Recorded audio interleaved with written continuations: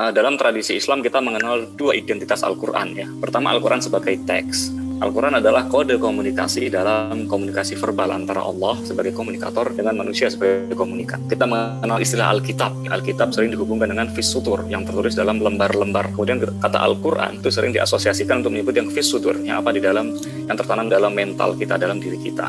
Itu untuk membedakan bahwa, atau untuk merujuk sekali lagi, aspek tekstualitas Al-Quran. Dalam kajian modern terbukti melalui prinsip yang kita kenal sebagai self-referentiality, ada pernyataan-pernyataan Al-Quran yang menyebut dirinya sebagai Quran, kemudian kalam, qaul, lisan, bait, dan sebagainya. Semua itu menunjuk pada aspek tekstualitas Al-Quran dalam studi modern. Kemudian pendekatan yang bisa kita acu, pertama hermeneutik terkait dengan pemahaman, penafsiran, dan sebagainya. Kemudian estetik, ini tentang resepsi, tentang penerimaan orang terhadap teks Al-Quran. Kemudian ada pendekatan kultural, ini yang sekarang lagi banyak digalakkan di Indonesia lewat living Quran dan sebagainya. Bagaimana Al-Quran dipahami sebagai atau menjelma dalam satu model kultur tertentu masyarakat kita. Di sisi lain, dalam tradisi Islam kita juga mengenal tajalli. Ini yang khas dalam dunia sufi. Jadi Al-Quran adalah manifestasi dari nama-nama ilahiyah, tajalli asma.